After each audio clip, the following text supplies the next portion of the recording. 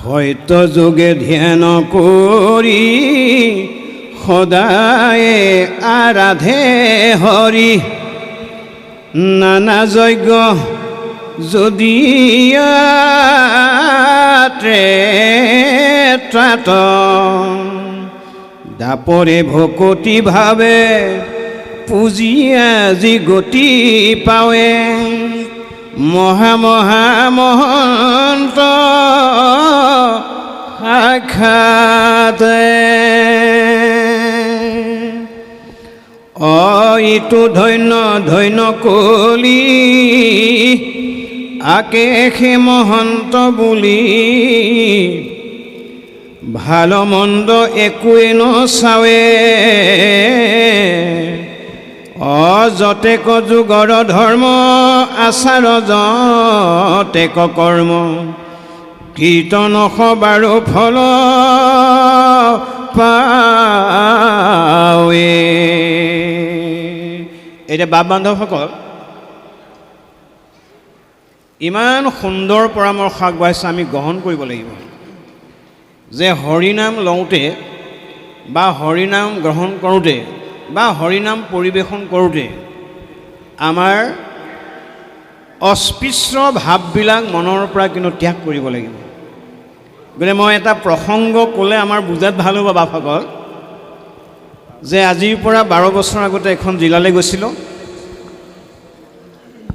গৈ পাইছিলোঁগৈ একেবাৰে কম আই মাতৃসকল প্ৰায় 1500 গৰাকীমান আই মাতৃ আছে। আপোনালোকে জানেই আজিকালি মহিলাৰ সংখ্যাটো সকলোতে বেছি, আৰু আমাৰ বাপসকলো আছিল 500 মান, যুৱক যুৱতীসকলো আছিল 200 মান, মানে আপুনি 2200-2300 মান ভকত একেলগে বহি আছে।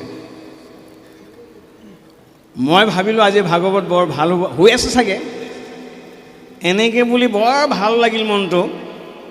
পিছে পাছফালে গৈ মনটো আকৌ বেয়া লাগিল। মই সেই বেয়া লগা কথাটোহে কম এতিয়া দেই। পাছফালে 3টা প্ৰস্ৰাৱগাৰ বনাই থৈছে। এটাত লিখিছে বিশেষ শ্ৰেণীৰ প্ৰস্ৰাৱগাৰ, এটাত লিখিছে 2য় শ্ৰেণীৰ প্ৰস্ৰাৱগাৰ, এটাত লিখিছে 3য় শ্ৰেণীৰ প্ৰস্ৰাৱগাৰ। মোৰ আপত্তি একো নাই, কিন্তু প্ৰস্ৰাৱগাৰকেইটা যেতিয়া অধ্যয়ন কৰি দেখা পালোঁ, 1 নম্বৰ প্ৰস্ৰাৱগাৰটোত 1 টিং পানী আছে, এটা মগ আছে। 2 নম্বৰ প্ৰস্ৰাৱগাৰটো চালোঁ যে পানী টিংটো চিট খাই পৰি আছে, আৰু 3 নম্বৰ প্ৰস্ৰাৱগাৰটোত পানী বা টিঙৰ কোনো প্ৰশ্নই নাই। এতিয়া মোৰ প্ৰথম প্ৰশ্ন আহিলে, এতিয়া ভাগৱত ইয়াত পঢ়িম নে ঘৰলৈ যাম? প্ৰস্ৰাৱগাৰ 3টা দেখি এতিয়া ভিন্ন প্ৰস্ৰাৱগাৰ দেখিলোঁ, তাত ভিন্ন ভাৱ যে মানুহৰ নাই, মই এই অনুভৱটো কৰিবলৈ বৰ জটিল পালোঁ। এতিয়া ব্যাখ্যা বা মানে পাঠ নকৰিলোঁ নহয়, মই ভাড়াটোতো লাগিব, বহুত দূৰ গৈছোঁ। এতিয়া মহাপুৰুষ শংকৰদেৱৰ এটা পবিত্ৰ বাণী লৈ মনত পৰিলে, কেনেকৈ তাত ভাগৱত পাঠ কৰিম? এতিয়া অধমৰ লাগিলে প্ৰস্ৰাৱ কৰিবলৈ। এতিয়া মইতো কোন নম্বৰলৈ যাম? 1, 2, 3 চালোঁ যে পানী আছে মাত্ৰ 1ত। বিশেষ শ্ৰেণী প্ৰস্ৰাৱগাৰ বুলি লিখিছে নহয়, একদম ডাঙৰ ডাঙৰ আখৰে লেখা আছে। এতিয়া বিশেষ শ্ৰেণীতে সোমাই গ'লোঁ, একদম কৃষ্ণ বুলিয়া, যি হয় হ'ব আৰু। যেতিয়া বিশেষ শ্ৰেণী প্ৰস্ৰাৱগাৰ সোমাই গ'লোঁ, এজনে পিতলৰ লোটা এটা লৈ দৌৰি আহিছে যে বিশেষ শ্ৰেণী প্ৰস্ৰাৱগাৰত ভৰি ধুৱাবৰ কাৰণে আমাক কমিটিয়ে নিয়োগ কৰিছে। এই 2য় 3য় বোলে 2য় 3য়ত আমাৰ দায়িত্ব নাই। এতিয়া আপুনি অনুভৱ কৰক, যিটো অনুষ্ঠানত প্ৰস্ৰাৱক ভাগ কৰি দেখুৱালে, তাত ভকতি কিমান হ'ব আপোনালোকে অকণমান অনুভৱ কৰকচোন। সেইকাৰণে ভগৱান কৃষ্ণই কৈছে, প্ৰাণীক নিন্দিয়া যদি মোকে ভজয়, তাত মই তুষ্ট নহওঁ জানিবা নিশ্চয়। কেলৈ? এ ৰাম যিজনে আপোন পৰ ভেদ কৰয়, তাক মই ঘোৰতৰ দিওঁ মৃত্যু ভয়। উপায় হেন জানিছো তবৰ কৰিয়া বিচাৰ অনুক্ৰমে সবাকো কৰিবা সৎকাৰ। এই অনুক্ৰমটো কেনেকৈ কৰিব লাগে? আমাৰ মহাপুৰুষ শংকৰদেৱে দেখাইছে কি বুলি? কুকুৰ শৃগাল গধৰ ভৰ আত্মা ৰাম। যে তেওঁলোকৰ হৃদয়তো আত্মাৰাম আছে, কিন্তু মানুহক পূজা কৰাৰ দৰে তেওঁলোকক পূজা কৰিব নোৱাৰিবা। তেওঁলোকক এমুঠি অন্ন দিয়া মানে পূজা কৰা, কিন্তু মানুহজনক পূজা কৰাটো হৈছে ঈশ্বৰৰ ভক্তি বা জ্ঞানৰ দ্বাৰাই পূজা কৰিব লাগিব। কিন্তু ইতৰ প্ৰাণীবিলাকক আপুনি কুকুৰটো 20,000 টকা দি কিনি আনি ৰাতিপুৱা যদি কিমতে ভকতি বুলি গায়, আপোনাৰ সেয়া পূজা হ'ব নেকি? যে মহাপুৰুষ শংকৰদেৱৰ দৰ্শনবিলাক চাওকচোন, কিমান আছিল সুন্দৰ, কিমান সুন্দৰকৈ তেওঁ বুজাইছে আমাক যে মানুহৰ পূজা ইতৰ প্ৰাণীৰ কাৰণে নহয়, আৰু ইতৰ প্ৰাণীৰ পূজা মানুহৰ কাৰণে নহয়। এইবিলাক আমাক সুন্দৰকৈ বুজাইছে। সেইকাৰণে বাপ বান্ধৱ আই মাতৃসকল, আপুনি মই কোন? স্বয়ং ব্ৰহ্মায়ো এদিন ভগৱন্তক সুধিছিল যে জাতি আৰু অজাতিৰ কথা। তে ভগৱন্ত ইমান সুন্দৰকৈ গালি পাৰিছে, ব্ৰহ্মাকসম বুদ্ধি হৰি বচন বুলিলা, মূৰ ভকতৰ কিয় জাতি বিচাৰিলা। ব্ৰহ্মা, তুমি মোৰ ভকতৰ জাতি বিচাৰিবলৈ কোন? এতিয়া ব্ৰহ্মাৰ প্ৰশ্ন, ভকত হ'বলৈ কি কৰিব লাগিব? এ ৰাম হৰি কভ জয় দিতো তাকে বোলে জাতি, হৰিক নভজে সিটো জানিবা অজাতি। খাটাং কৈছে গোসাঁয়ে যে যিজনে উচ্চ কুলত জন্ম হৈছে, ভগৱন্তক ভজা নাই, ঈশ্বৰ জ্ঞান কৰা নাই মানুহক, এইজন অজাতি বুলি কৈছে। আৰু যিজন অন্তৰ্জাতিত জন্ম হৈও যদি ঈশ্বৰক জ্ঞান কৰিছে, ভকতক পিতৃ মাতৃক ঈশ্বৰ জ্ঞান কৰিছে, নেদেখাজনক বিশ্বাস কৰিছে, দেখাজনক সন্মান কৰিছে, এইজনৰ নামেই হ'ল জাতি। এই মনৰ যিবিলাক অস্পৃশ্য ব্ৰাহ্মণ ক্ষত্ৰিয় বৈশ্য শূদ্ৰ ভাৱনাবিলাক আমি ভাগৱত শুনি পেলাই ত্যাগ কৰিব লাগিব। আমি অস্পৃশ্য। এতিয়া এজন হিন্দুক কাটিলেও 7টা তৰপৰ পাছত তেজ ওলাব, এজন মুছলিমক কাটিলেও 7টা তৰপৰ পিছত তেজ ওলাব। মানুহৰ সৃষ্টিটো একেই, বগা কলাহে থাকিব পাৰে, কিন্তু মানুহৰ সৃষ্টি কিন্তু ভগৱন্তৰ ক্ষেত্ৰত একেই। সেইকাৰণে আমাৰ এজন পণ্ডিতে প্ৰমাণ কৰিছিলে যে ভাৰতবৰ্ষত কিমানটা জাতি আছে। ভাৰতবৰ্ষত 1652টা ভাষা ভাষীৰ মানুহে বসবাস কৰে, কিন্তু প্ৰত্যেকৰে ভাষা সাহিত্য বেলেগ, কিন্তু ঈশ্বৰ কিন্তু এজনেই। কোনোবাই আল্লাহ বুলি মাতিছে, কোনোবাই হয়তো ৰাম বুলি কৈছে, কোনোবাই কৃষ্ণ বুলি কৈছে, কোনোবাই গড বুলি কৈছে, কোনোবাই হয়তো অন্য নামেৰে ভগৱন্তক পূজা কৰিছে। ভগৱন্তে কৈছে মই সকলো কথাই বুজি পাওঁ, মই কাৰো ভাষা ভাষীৰ কথা নুবুজাকৈ। ভগৱন্ত ইমান অন্তৰহীন, তেওঁ সকলো ভাষাকে বুজি পায়। গতিকে সেইকাৰণে মহাপুৰুষ শংকৰদেৱে কৈছে, পৰৰ ধৰ্মক নিহিংসিবা কদাচিত, কৰিবা ভূতক দয়া সকৰ্ণ চিত, হৈয়া শৌচ কৰা মন ভকত বৎসল, তাকে বোলে ভাগৱত ধৰ্ম মহাবল। যে আমি সেইকাৰণে ভিন্ন ভাৱবিলাক মানুহৰ ক্ষেত্ৰত আনিব নালাগে, আমি সকলোকে আত্মা জ্ঞান কৰিব লাগে। আৰু পৰাপক্ষত জাতি অজাতি ভাৱটো আমাৰ হৃদয়ৰ পৰা ত্যাগ কৰি বৰ্তমান সমাজত ইয়াক প্ৰত্যক্ষভাৱে প্ৰচাৰ কৰাটোৱে হ'ল ভাগৱত ধৰ্ম। এইবিলাক আমি ব্ৰাহ্মণ ক্ষত্ৰিয় বৈশ্য শূদ্ৰ এইবিলাক আমাৰ ধৰাৰ কোনো প্ৰয়োজন নাই বুলি মহাপুৰুষ মাধৱদেৱে কৈছে। আমাৰ কথা একো নাই। এতিয়া মহাপুৰুষ মাধৱদেৱে যিমান ঘোষা লিখিলে, এইবিলাক আমাৰ মানৱ জগতৰ কল্যাণৰ কাৰণে লিখি থৈ গৈছে। যে নুহু জানা আমি 4 জাতি, ব্ৰাহ্মণ ক্ষত্ৰিয় বৈশ্য শূদ্ৰ, এই 4টা জাতিৰ ভিতৰত প্ৰভু ভগৱন্ত মই এটাতো নপৰোঁ। এতিয়া মই কিহত পৰোঁ? দাসৰো দাস, অৰ্থাৎ ভগৱন্তৰ দাস হ'ল ভকতসকল, মনত ৰাখিব। আৰু মই সেৱা কৰাজন এইসকলৰ দাস হ'ব লাগিব, তেতিয়াহে ভগৱন্তৰ কৃপা হ'ব। ভগৱন্তৰ দাস হ'ল ভকত, আৰু ভকতৰ দাস হ'ব যিজনে ভকতক সেৱা কৰে। মানে পোনপটীয়াকৈ সেৱা কৰাজন কেতিয়াও ভগৱন্তৰ দাস হ'ব নোৱাৰে। ভগৱন্তৰ দাস হ'ল ভকতসকল, আৰু ভকতসকলক সেৱা কৰাসকল ভকতসকলৰ দাস বুলি ভাবিব। তেতিয়া ৩ নম্বৰ দাসজন এইজন হ'ব। দাসৰো দাস টানৰ দাস ভৰিলোঁ আমি।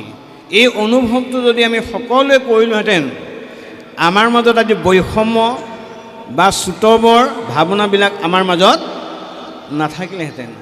গতিকে আমি ঘোষা মাহ প্ৰসাদ খাবৰ কাৰণে তৈয়াৰ কৰা নাছিলে। মাহ প্ৰসাদ নাম গাবৰ কাৰণে ঘোষা অকল সীমাবদ্ধ ৰাখিব নালাগিছিল। আমি অধ্যয়ন কৰিব লাগে। অধ্যয়ন কৰি আমি প্ৰজন্মক কথাখিনি বুজাই দিব লাগিব যে ঘোষা আচলতে জ্ঞানৰ কাৰণেহে মহাপুৰুষসকলে লিখিছিল। ই প্ৰসাদ খাবৰ কাৰণে আচলতে তৈয়াৰ কৰা নাছিল। এতিয়া আমাৰ বেমাৰটো সেইখিনিতে লাগিছে।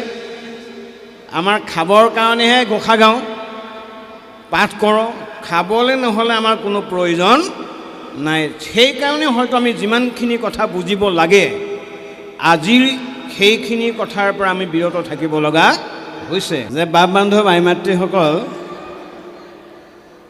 এতিয়াবা কেতিয়াবা কোনো আমি কওঁ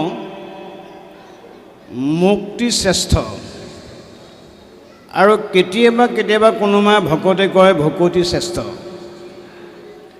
এই গোটেই পাঠৰ বিষয়বস্তুটো হ'ল ভক্তিৰে মনত ৰাখিব লাগিব যে ভক্তি কৰিলে 5 বিধ মুকুতি অৱশ্যে আমাৰ থাকিব: শালৈক্য, সাযুজ্য, সামীপ্য, সাৰূপ্য, বাণ বা নিৰ্বাণ। এই 5 বিধ মুকুতি ভক্তিৰ লগত আমাৰ থাকিবই। সেইকাৰণে হয়তো মহাপুৰুষ মাধৱদেৱে লিখিব লগা হৈছিল মুক্তিটো নিস্পৃহ, অৰ্থাৎ আমি ভক্তিহে কৰিব লাগে, মুক্তি বিচাৰিব নালাগে। কৰ্মহে কৰিব লাগে, কৰ্মৰ পৰা ফল বিচাৰিব নালাগে। এয়া হ'ল ভাগৱতে দিয়া সিদ্ধান্ত। তথাপিতো কৰ্ম কৰাৰ কথা কোৱাৰ লগে লগে অৰ্জুনে প্ৰশ্ন কৰিছে, কৰ্ম কৰি যদি ফলবাঞ্ছাই কৰিব নালাগে, মানুহে কৰ্ম কৰা কি লাভ হ'ব? অপাৰ্থে বোলে কিবা কাৰ্যে কৰ্ম কৰি মৰে, কৰ্ম কৰি তাৰ যদি ফলতিয়া কৰে। হে সখী, মানুহে কৰ্ম কৰি যদি ফলবাঞ্ছাই কৰিব নালাগে, মানুহে কৰ্ম কৰা কি লাভ আছে? তেতিয়া ভগৱন্তে কৈছে, ই ৰাম কৃষ্ণে বোলে কহোঁ মই শুনাম হাবল, নুখুজিলে ঈশ্বৰে পুনি দেন ত ফল। হে অৰ্জুন, মনত ৰাখিবা, অন্য দেৱতাক খুজিব লাগে, কিন্তু পৰম দেৱতাক খুজিব নালাগে। কেনেকৈ? এই ৰাম যেন আতি শিশু চোৱা ভক্ষণো খোজয়, স্নেহে থাকি তথাপিতো মাতৃস্তন দেয়। এগৰাকী মাতৃয়ে সৃষ্টি কৰাৰ পাছত সন্তানে কোনখন সময়ত কি আহাৰ খাব লাগে যেনেকৈ জানে, ময়ো বোলে তদ্ৰুপ। ইয়াৰ পৰা নি মহাপুৰুষ মাধৱদেৱে ঘোষা লিখিছে, ধেনু যেনমতে বৎসক পালয়ত তুমি সেইমতে ভকতক পালা ৰাম। এয়া হ'ল ভগৱন্তৰ সিদ্ধান্ত। সেইকাৰণে আমি ভক্তি কৰিব লাগে, মুক্তি বিচাৰিব নালাগে। এতিয়া আপোনালোকে জানি সুখী হ'ব, গোপীসকলে ভগৱন্তক দুবাৰকৈ লগ পাইছিল। এবাৰ লগ পোৱাৰ পাছত গোপীসকলক ক'লে, তোমালোকে 6 মাহ দিন কাত্যায়নী ব্ৰত কৰিব লাগিব। মনত ৰাখিবা, ব্ৰত শেষ হোৱাৰ দিনাখনি মই আহিম, তোমালোকে মোক বিচাৰিব নালাগে। এয়া হ'ল ভগৱন্তৰ বাণী। এদিন সৌভাগ্য মিলিল, 160 দিন হ'ল, 180 দিন। সেইদিনাখন যমুনাৰ তীৰতে বস্ত্ৰ থৈ অৰ্ধবস্ত্ৰৰে তেওঁলোকে স্নান কৰি আছিল। সেই সুবৰ্ণ সুযোগটো এদিন ভগৱন্তই গ্ৰহণ কৰিলে আৰু লগে লগে গোপীসকলৰ বস্ত্ৰ নি ভগৱন্তই কদম্ব গছত উঠাই থলে। গোপীসকলে স্নান কৰি যেতিয়া দেখিলে বস্ত্ৰ নাই, ভগৱন্তক দেখি পেলাই এটা হস্তৰে লজ্জা নিবাৰণ কৰি এটা হস্তৰে ভগৱন্তক বস্ত্ৰ খুজিলে। মানে সেইদিনাখনলৈকে গোপীসকলৰ ভক্তি হোৱা নাই। তেতিয়া ভগৱন্তই ক'লে, হেন দেখি কৃষ্ণে হাসি বুলিলন্ত আবেশে লংঘিলা বেদ এক হস্তে যিটো দেৱ কয় উপাসৈ এ তাৰ হস্ত কৰো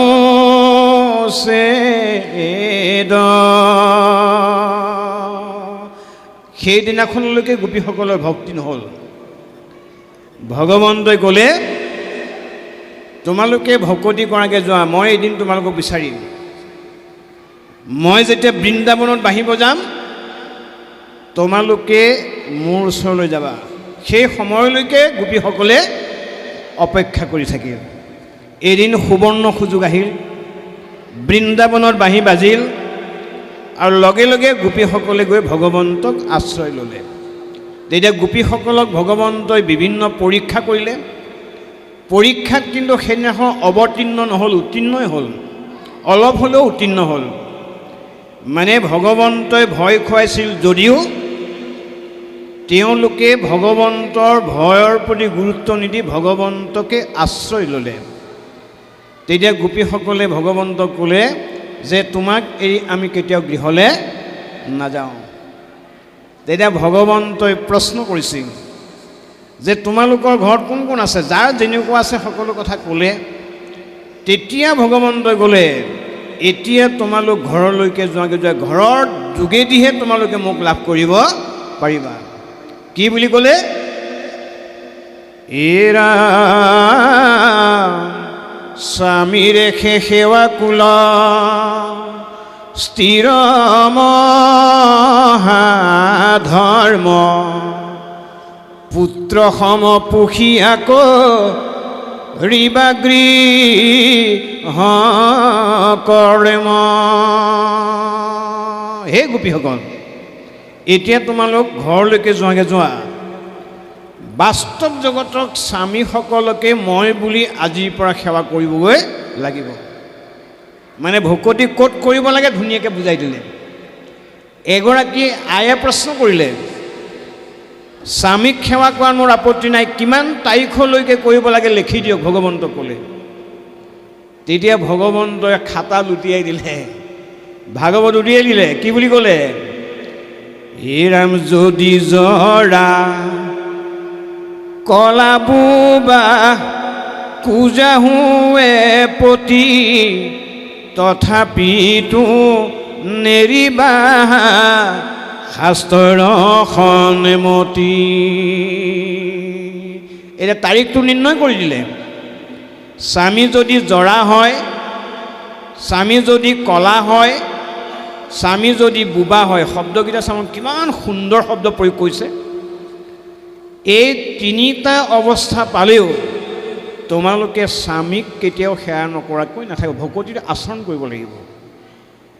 মনত ৰাখিবা, স্বামীক এই যদি আমাক ভজা উপপতি সমেক্ৰিয়া কৰ্ম গুৰি হিত পৰ্বত সমান পাপ সৌকাৰ্য বিস্তৰ ইহকালে নিন্দা পৰকালে মহাভয় স্বামী যেবে জানৈ মিলৈ পৰম সংশয়। গতিকে আমাৰ যুৱকসকলেও ভগৱন্তক পূজা নকৰিলেও হ'ব, যদিহে পিতৃ মাতৃক ঈশ্বৰ জ্ঞান কৰে, পিতৃ মাতৃক যদি আদ্য দেৱতা বুলি পূজা কৰে, সেই পূজা ভগৱন্তক আৰু বেলেগে নিবেদন কৰিব নালাগে। গতিকে ভাৰ্যাসকলেও যদি স্বামীক ঈশ্বৰ জ্ঞান কৰিব পাৰে, তেতিয়াহ'লে সেইগৰাকী ভাৰ্যাই আকৌ ঈশ্বৰক বিচাৰি ফুৰিব নালাগে। এইবিলাক হ'ল বাস্তৱ কথা। আৰু ভকতসকলে ভকতসকলক যেতিয়া ঈশ্বৰ জ্ঞান কৰিব, নেদেখাজনতকৈও তেওঁলোকে ভগৱন্তই তেওঁলোককহে বেছি কৃপা কৰিব। এয়া হ'ল ভগৱন্তৰ নিদৰ্শন। এইকাৰণে বাপ বান্ধৱ মাই মাতৃসকল, আমি ভক্তি আচৰণ নকৰা জীৱই কেতিয়াও মুক্তি পথৰ সন্ধান লাভ কৰিব নোৱাৰে। এইবিলাক হ'ল একোটা পদ্ধতি। এই পদ্ধতিবিলাক যদি আমি প্ৰয়োগ নকৰোঁ, আপুনি নেদেখাজনক প্ৰাৰ্থনা কৰা মানুহ বহুত আছে। আজি মঠ মন্দিৰে বা নামঘৰলৈ যাওক, নেদেখাজনক কৃষ্ণ বুলি কোৱা মানুহ বহুত আছে, কিন্তু মানুহক কৃষ্ণ বুলি কৈছে নাই, ঈশ্বৰক স্বামীগৰাকী কৃষ্ণ বুলি কৈছে নাই। এই ভাৱাপন্নবিলাক আহিবলৈ হ'লে আমি ভাগৱত দৰ্শনবিলাক শুনিব লাগিব। আৰু ই কাৰ্যকৰী কৰাৰ ক্ষেত্ৰত ভগৱন্তৰ কৃপা আৰু ভকতৰ আশীৰ্বাদৰ প্ৰয়োজন থাকিব লাগিব। ভকতৰ আশীৰ্বাদ লাগিবই। বা যিগৰাকীয়ে ভকতৰ আশীৰ্বাদ ল'ব নোৱাৰে, ভগৱন্তৰ হাজাৰ কৃপা পালেও হয়তো ভগৱন্তই কৃপাখিনিৰ দ্বাৰাই জীৱবিলাকক আত্মজ্ঞান কৰাটো সম্ভৱ নহ'ব। কেতিয়ালৈকে? সজ্জনৰ আশীৰ্বাদে মিলে কৃষ্ণৰ প্ৰসাদ। সেইকাৰণে আমি ভকত সেৱা কৰিব লাগে, স্বামীক সেৱা কৰিব লাগে, পুত্ৰক ঈশ্বৰ বুলি ভাবিব লাগে, বা পিতৃ মাতৃক ঈশ্বৰ জ্ঞান কৰিব লাগে। ইয়াৰ অৰ্থটো এইটোৱেই, ইজনে সিজনক যেতিয়ালৈকে আশীৰ্বাদ দিব নোৱাৰিম, নেদেখাজনৰ কৃপাত আমি চতুৰ্বৰ্গ সাধন কৰাটো সম্ভৱ নহ'ব। এতিয়া প্ৰলয়ৰ কথাখিনি পৰীক্ষিত ৰজাক শুকমুনিয়ে ক'ব লগা হৈছিল। অৰ্থাৎ মহাপ্ৰলয়, প্ৰলয় এইবিলাক সুন্দৰকৈ বুজাই আছে। আমি ইমানখিনি কথা নুবুজি একেবাৰে শেষৰ কথাটো বুজিলে ভাল লাগিব। এতিয়া ৩৩ কোটি দেৱতাৰ ভিতৰত ব্ৰহ্মা হ'ল শ্ৰেষ্ঠ, ব্ৰহ্মাই হ'ল সৰ্বশ্ৰেষ্ঠ দেৱতা। অন্যখিনি কথা ইয়ালৈ নানি ব্ৰহ্মাকে প্ৰাধান্য দি ইমানকণ সময়লৈকে দুপাত ভাগৱত পাঠ কৰিছে বাপসকলে। মানে ইয়াৰ পৰা আমাক কি বুজাব গৈছে? ব্ৰহ্মাকে প্ৰমুখ কৰি যিমানবিলাক দেৱ দেৱতা আছে তেওঁলোকৰ প্ৰলয় আছে, মানে মৃত্যু আছে। কেৱল প্ৰলয় নাই, স্বয়ং ভগৱন্ত বা প্ৰভুৰ বুলি এতিয়া ইংগিতৰে ক'বলৈ গৈছে। এইকাৰণে আমাৰ মহাপুৰুষ ভগৱন্তই অৰ্জুনক একেই প্ৰশ্ন কৰিছে, গীতাত উত্তৰ দিছে যে হৰি বিনে যতেক আশ্ৰয় আন দেৱ, আপোনাৰো মৃত্যু আছে, সিহঁতৰো মৃত্যু আছে, জানিবা নিশেষ, সিহঁতৰো মৃত্যু আছে। যি দেৱতাৰ মৃত্যু আছে তাত তুমি আশ্ৰয় লোৱা অধিকাৰ নাই। যিজন পৰম দেৱতা তেওঁক আশ্ৰয় ল'লেহে তুমি গতি আৰু মুক্তিপথৰ সন্ধান লাভ কৰিব পাৰিবা। এইকাৰণে মহাপুৰুষ মাধৱদেৱে ঘোষাৰ যোগেদি বুজাইছে। মহাপুৰুষ মাধৱদেৱে ইমান সুন্দৰকৈ বুজাইছে। এয়া হয়তো কাৰোবাৰ অধ্যয়ন নহ'বও পাৰে, কোনোবাই হয়তো ভাগৱত নুশুনিবও পাৰে। তেওঁ ইমান ধুনীয়াকৈ ঘোষাৰ যোগেদি বুজাইছে যে ব্ৰহ্মাকে আদি কৰি আমি মাজত সোমাই আছোঁ আকৌ দেই বাপসকল। ব্ৰহ্মাক বাদ দি পেলাই আমি নহয়, আমি ব্ৰহ্মাৰ লগতেই সোমাই আছোঁ। যে আমিও হ'লোঁ অচেতন, জ্বৰ আমি হ'লোঁ অচেতন বা জ্বৰ, চেতন মাত্ৰ এজনে সেইজনক আমাৰ মহাপুৰুষসকলে গাইছে। এইসকলে তুমি সেই চৈতন্য, মানে তোমাৰ বাহিৰে যিমানবিলাক দেৱ দেৱতা আছোঁ আমি আছোঁ, আমি সকলো জ্বৰৰ দৰে বুলি ভগৱন্তই মহাপুৰুষে কৈছে। এইকাৰণে হৰি বিনে যতেক আশ্ৰয় আন দেৱ, আপোনাক ৰাখিবন্ত নাহি পাৰে কেৱ। হে ৰাম সিহঁতৰো মৃত্যু আছে, কালৰ ভয়তে আনক ৰাখিব সিটো পাৰে কেন মতে। যে যিসকলৰ নিজৰে ভয় থাকে তেওঁলোকে কোনো কাৰণত আনক ৰক্ষা কৰিব নোৱাৰে। চোৱাচোন, এইসকল প্ৰলয়ত এদিন ধ্বংস হৈ যাব লগা হয়, কিন্তু ভগৱন্ত প্ৰলয়ত ধ্বংস নহয়, তেওঁ সৃষ্টি কৰিব। এফালে ধ্বংস হ'লে ভগৱন্ত সৃষ্টি কৰিব, এইটোৱে হ'ল ভগৱন্তৰ লীলা। গতিকে হে ৰজা পৰীক্ষিত, যে যিজনে লীলা অৱতাৰ ধাৰণ কৰে তেওঁ হ'ল মুখ্য দেৱতা, যিজনে লীলা অৱতাৰ ধাৰণ কৰিব নোৱাৰে তেওঁ হ'ল অমুখ্য দেৱতা।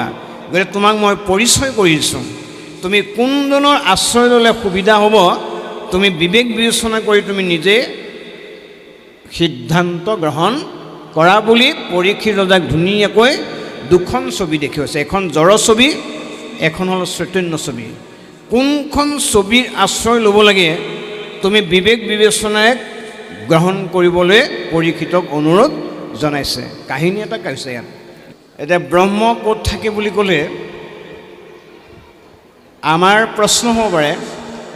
এতিয়া ভগৱান কৃষ্ণৰ বাণীৰ দ্বাৰা শুকমুনিয়ে কৈছে ব্ৰহ্ম ব্ৰহ্মতে থাকে বোলে, মানে জীৱ জীৱতে থাকে। মানে জীৱটো থাকিবৰ কাৰণে কোনো ধৰণৰ গৃহ নালাগে বা ঘৰ নালাগে বা একো পদাৰ্থ নালাগে, কিন্তু আমি থাকিবৰ কাৰণে কিন্তু ব্ৰহ্মক লাগিবই। তে ব্ৰহ্ম মানে জীৱ, জীৱটো থাকিবৰ কাৰণে ঘৰ নালাগে আমাক, কিন্তু আমি থাকিবৰ কাৰণে কিন্তু ভগৱন্ত বা ব্ৰহ্মক লাগিবই। সেইকাৰণে মহাপুৰুষ মাধৱদেৱে লিখিব লগা আছে ইয়াৰ ওপৰত, আমি নুবুজো বুলি ভুল হয় বুলি তেওঁ লিখিছে, অব্যক্ত ঈশ্বৰ হৰি, যে ভগৱন্ত যে ব্যক্ত নহয় হৃদয়ত থাকে, এইটো কথাটো সুন্দৰকৈ বুজাব গৈছে। কিমতে পুজিব তাংক ব্যাপকত কিবা বিসৰ্জন, এটামন্ত মূৰ্তি শূন্য কেনমতে চিন্তি বাহা ৰাম বুলি শুদ্ধ কৰা, মানে আপুনি ব্ৰহ্মক চিনি নাপায়। আমাৰ বিষ্ণু পুৰাণে কৈছে এডাল চুলি 10,000 ভাগ কৰিলে যিটো ৰেণু ওলাব, ব্ৰহ্মৰ আকাৰটো বোলে তেনেকুৱা অনুভৱ কৰকচোন। এডাল চুলিতে 10,000 ভাগ, 10,000 ভাগ কৰি যিটো অণু ওলাব, ব্ৰহ্মৰ আকাৰটো তেনেকুৱা। ভগৱন্তই কোৱাৰ লগে লগে অৰ্জুনে প্ৰতিবাদ কৰিছে যে ইমান সূক্ষ্ম অণু কেনেকৈ জীৱই বিশ্বাস কৰিব। তেতিয়া ভগৱন্তই কৈছে বিশ্বাস নভৈলে তাৰ নোহে নুকুল, শাস্ত্ৰ পঢ়ি নপাৰয় হৈব একমূল, একমূল নেদেখিলে দেখে না পথ, সিকাৰণে মূৰ্খে তাৰ নাজানয় তত্ৰ, যেন প্ৰলোভন বেদ বাক্য শুনিনৰে, সাৰ এৰি মন্দ কেশে কৰ্ম কৰি মৰে। এতিয়া ব্ৰহ্মক আকাৰ যিহেতু নাই, ভগৱান কৃষ্ণই কৈছে তুমি বিশ্বাসত ধাৰণ কৰি ল'ব লাগিব। বিশ্বাসতে ব্ৰহ্ম আছে বুলি ভাবা, আৰু যি ব্ৰহ্মক চিনি পালে ভগৱন্তই কৈছে তাক মই প্ৰমোচন দি দিওঁ। কি দিয়ে? আত্মালৈ ৰূপান্তৰ কৰি দিয়ে। জীৱকেহে আত্মা বুলি জানা ধনঞ্জয়, স্বভাৱতে ভোক্তাৰূপে দেহতে আছয়, যেহি জীৱ সেহি ক্ষেত্ৰ তুমি জানি উক, জীৱকে ক্ষেত্ৰজ্ঞ বুলি কহে জ্ঞানী লোক। যেহি জীৱ সেহি ক্ষেত্ৰ, ক্ষেত্ৰ মানে দেহ। যিটো দেহত জীৱটো থাকে, কিন্তু জীৱটোৱে দেহটোৰ কৰা কৰ্মখিনি ভোগ নকৰে। গম পাইছেনে কথাটো? দেহে কৰি যোৱা কৰ্মফলৰ বাবে জীৱটো কিন্তু দায়বদ্ধ নাথাকে। জীৱটোক দেহে কৰা কৰ্ম স্পৰ্শ কৰিব নোৱাৰে। তাৰ কৰ্মৰ ফলটো তুমি নিজেই ভোগ কৰিব লাগিব, তাৰ বাবে জীৱক দুখ দি লাভ নাই। এতিয়া আমাৰ বহুত মানুহ আছে তেনেকুৱা। আজি নামঘৰ চুৰ কৰিছে ক'ৰবাত, আপোনালোকে পাইছে মিডিয়াত পেপাৰ পত্ৰই। মছজিদ চুৰ কৰিছে, ঘৰৰখিনি বাদেই নামঘৰ মছজিদ দেৱাল চুৰ কৰি লৈ গৈছে। চোৰে কিন্তু কি বুলি কয়, সোমাওঁতেনে কোনোবাই যদি মুছলিম হয় আল্লাহ বুলি ক'ব, আমাৰ হিন্দু হ'লে কৃষ্ণ বা গড বুলি ক'ব, সোমাই যাব। ঈশ্বৰৰ নামটো ল'ব, ভগৱন্তই কৈছে সেইকণ সময়ত মই পাৰ কৰি দিম, কিন্তু মনত ৰাখিবা তাৰ অপৰাধৰ অংশীদাৰী তুমি হ'ব লাগে, মোক কিন্তু দুখ দিব নালাগে। কিয়? তুমি নামটো লওঁতে মই সহায় অকণ কৰিলোঁ, নাম যে ল'লা, কিন্তু শাস্তিৰ পৰা কিন্তু তুমি ৰেহাই কেতিয়াও নাপাবা। সেইকাৰণে আমাৰ বহুত মানুহে সেইটোকে খেলি মেলি, এই ঈশ্বৰৰ নাম ল'লে মোক সৰাই দিলে। ঈশ্বৰৰ নামটো লওঁতে সেইকণ সময়ত সৰালে, কিন্তু তাৰ শাস্তিৰ পৰা দেহে কিন্তু কেতিয়াও সাৰি যাব নোৱাৰে। সেইকাৰণে ভগৱন্তই কৈছে স্বৰ্গ নৰ কক দুয়ো ঐত দেখা আয়, কত সুখী কতহো দুখতে প্ৰাণ যায়। স্বৰ্গ নৰক বুলি মই যদিও কৈছোঁ, বাস্তৱ জগততে চাব লাগিব। বাস্তৱ জগতত যেতিয়ালৈকে তাক ধাৰণা কৰিব নোৱাৰে তেতিয়ালৈকে ব্ৰহ্মক চিন্তা কৰি লাভ নাই। ব্ৰহ্ম তেনেকুৱা বুলি কৈছে ভগৱন্তই। এতিয়া পৰীক্ষিতক বুজাই আছে যে ব্ৰহ্ম বুলি বেলেগ বস্তু নাই, তোমাৰ দেহতে আছে। দেহৰ ব্ৰহ্মক চিনি নোপোৱা জীৱই কেতিয়াও আত্যান্তিক প্ৰলয়ৰ গৰাকী হ'ব নোৱাৰে। মানে আত্মাৰ সুখৰ দ্বাৰাই মৃত্যু গ্ৰহণ কৰাটো সম্ভৱ নহয়। এটা সুখ লৈ যাব লাগিব, যিটো সুখ লৈ গ'লে আমি যাতায়াত কৰি থাকিব নালাগে। সেই সুখটো বাস্তৱ জগতক ধাৰণা নকৰা জীৱই কেতিয়াও অন্তৰ্জগতত গ্ৰহণ কৰাটো সম্ভৱ নহয় বুলি এটা সুন্দৰ কাহিনীৰ মাধ্যমেৰে, উপমাৰ মাধ্যমেৰে এই তত্ত্ব উপদেশবিলাক আমাৰ জগতৰ কল্যাণৰ কাৰণে পৰীক্ষিত ৰজা কোৱাৰ চলেৰে আমালৈ আগবঢ়াইছে। অন্য ধৰ্মে তন্ত্ৰে মন্ত্ৰে বহু ছিদ্ৰ হয়, ভাগৱত ধৰ্মে নাহি শিশৱ সংশয়। ঋষি মুখে আন ধৰ্ম কৰাইলো বেকত, কহিলো আপোন মুখে নিজ ধৰ্ম যত। ভগৱান কৃষ্ণৰ নিষিদ্ধ মুখৰ বাণী যে অন্য ধৰ্মবিলাকত ছিদ্ৰ বা অপৰাধ থাকিব পাৰে, কিন্তু ভাগৱত ধৰ্মত তেনে অপৰাধ ক'তো নিৰ্ণয় কৰি থৈ যোৱা নাই। এতিয়া আপোনালোকে চাৰিগৰাকী যেতিয়া নামঘৰত প্ৰৱেশ কৰে, কিবা কাৰণত আধা মিনিট আগ পিছ হ'লে প্ৰথমগৰাকীয়ে গায় শ্ৰীমন্ত শংকৰ, 2 নম্বৰগৰাকীয়ে আহি ক'ব হৰি ভকতৰ, 3 নম্বৰগৰাকীয়ে আহি ক'ব তাহান্ত বিনায়ী, আৰু একেবাৰে শেহত অহা গাই ক'ব আমাৰ পৰম গুৰু। আপুনি আৰম্ভ কৰাজনে যদি 100 নম্বৰ পায়, 2 নম্বৰজনেও 100 নম্বৰ পাব, 3 নম্বৰজনেও 100 নম্বৰ পাব, 4 নম্বৰজনে তাহান্ত বিনায়ী বুলি কওঁতেনো 100 নম্বৰেই থাকিব। এয়া হ'ল ভাগৱত ধৰ্মৰ নিয়ম। সেইকাৰণে ভগৱান কৃষ্ণই কৈছে অজেহেন কোকিল পক্ষী অতিকে কুৎসিত দেখি, বাক্যখানি অতিকে সুন্দৰ, যদি শাস্ত্ৰ নাজানয় কৃষ্ণ কৌ দেশী কয়, তবু হয়ে সংসাৰৰ পাৰ। এনে উদ্দেশ্য লক্ষ্য যদি আমাৰ সঁচা হয়, ঘোষা ভুল হ'লেও ভগৱন্তই কৈছে বেয়া নাপাওঁ, কিন্তু উদ্দেশ্য লক্ষ্য যদি আমাৰ ভুল হয়, যিমান শুদ্ধকৈ পৰিৱেশন কৰিলেও আমাৰ পূজা ভগৱন্তই গ্ৰহণ নকৰিবও পাৰে। এইটোৱে মহান মানে ভাগৱত ধৰ্মৰ মহিমা।